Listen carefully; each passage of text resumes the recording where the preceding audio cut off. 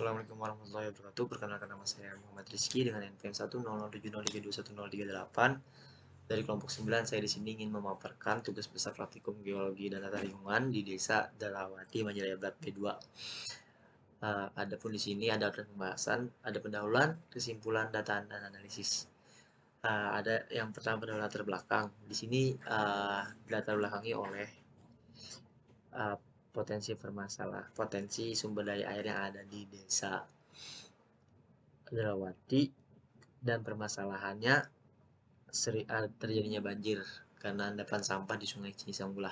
Rumusan perencana pembangunan tipe bawah tanah yang mengalirkan sumber air dari tanah dan sumber mata air dari gunung Kancing dan menanggulangi permasalahan yang ada di desa tersebut.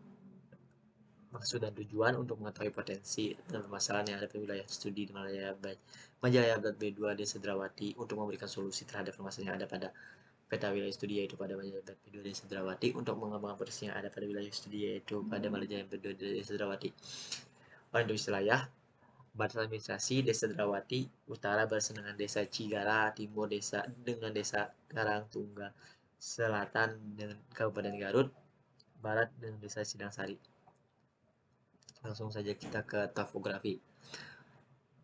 Di sini di wilayah Majalaya Barat B2 memiliki ketinggian 675 mdpl sampai 1375 mdpl dengan ketinggian lereng 2 sampai 15%, yang artinya cukup cocok untuk wilayah budidaya seperti pemukiman, perkebunan, ladang sawah, dan lain-lain. Lanjut saja kita langsung ke geologi dan geomorfologi. Di sini ada 3 formasi batuan. Yang pertama formasi batuan gunung api Mandalawangi dan Mandala Kiri. Yang kedua formasi batuan gunung api Guntur Pangkalan Kendang. 3 Bantu Gamping.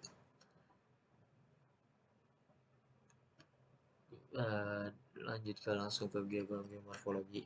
Di daerah ini ada 2 pembagian bentukan lahan. Yang pertama antropogenik dan lahan struktural. Antropogenik adalah lahan yang udah diubah ke dialihfungsikan lahannya, yang struktural adalah lahan-lahan yang ada sesar-sesarnya. Karena di sini ada sesar Kembang, maka di situ lahan struktural. Lanjut ke jenis tanah.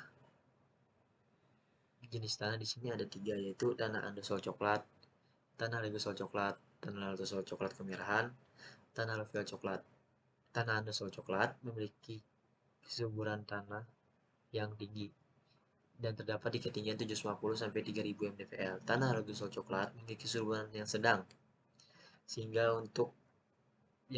bagus untuk pemilihan tanaman untuk ditanam pada tanah ini.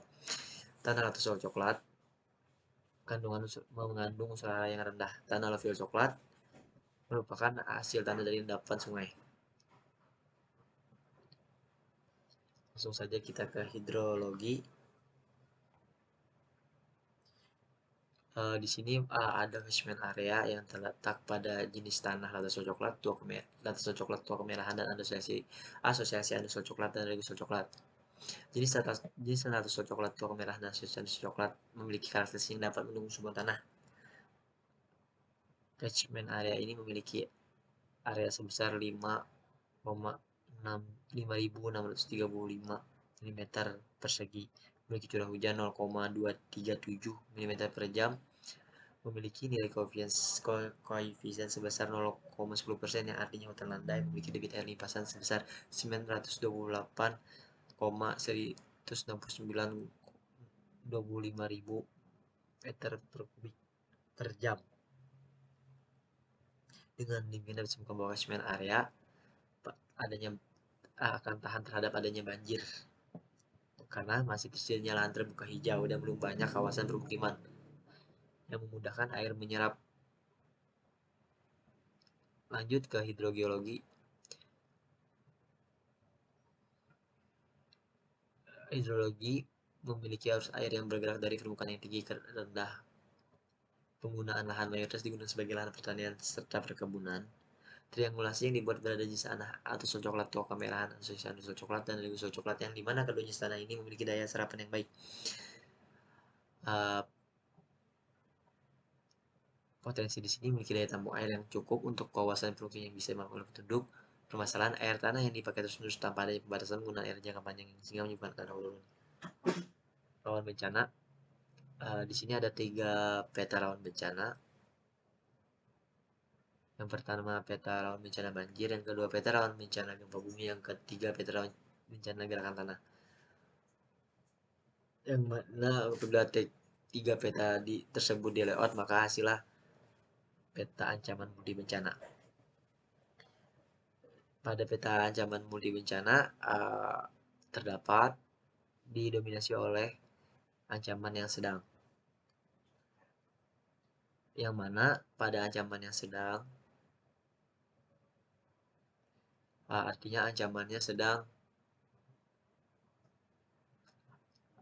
Setelah menganalisis peta ancaman multi bencana pada daerah pada peta ancaman banjir B2 dapat disimpulkan bahwa ancamannya rendah sampai sedang. Berikut merupakan tahapan bencana yang dapat dilakukan oleh masyarakat daerah pada Majalaya Abad B2, yaitu tahapan pencegahan, tahapan tanggap darurat, tahap rehabilitas, tahap rekonstruksi.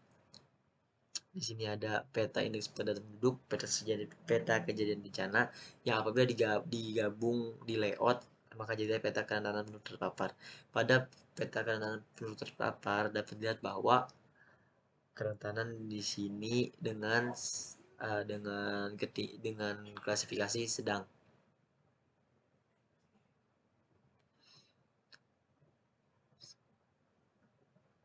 Lanjut kita ke peta yang ketiga, peta risiko bencana umum yang didapat dari layout peta ancaman multi bencana, peta kerentanan penduduk terpapar, dan peta sistem kesehatan.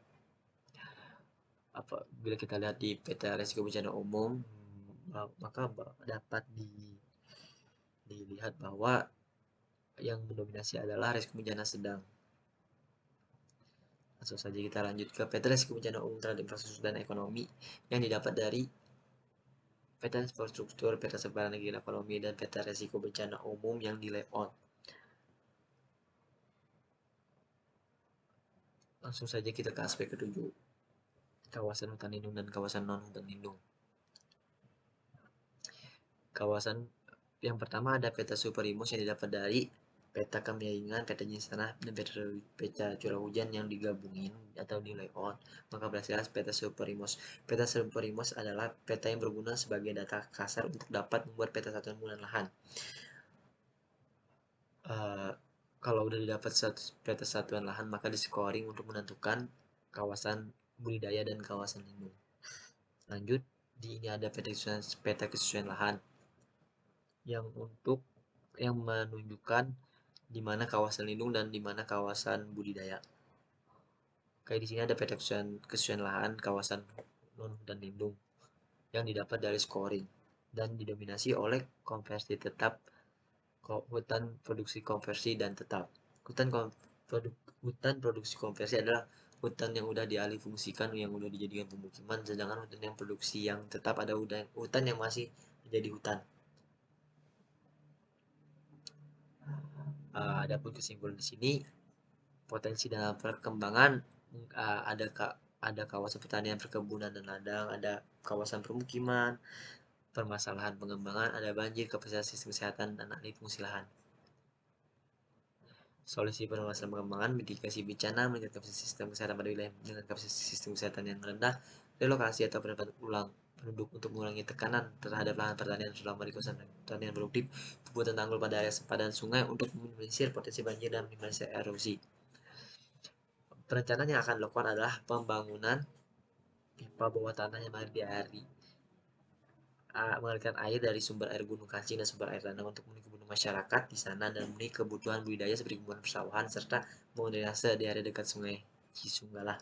Metode perencanaan yaitu memanfaatkan pipa mengalirkan air ke seluruh kota seperti di kota Madinah dan membangun drainase untuk apabila terjadinya meluapnya sungai Cisanggulah, air jatuh ke drainase tersebut dan mengurangi debit air sungai yang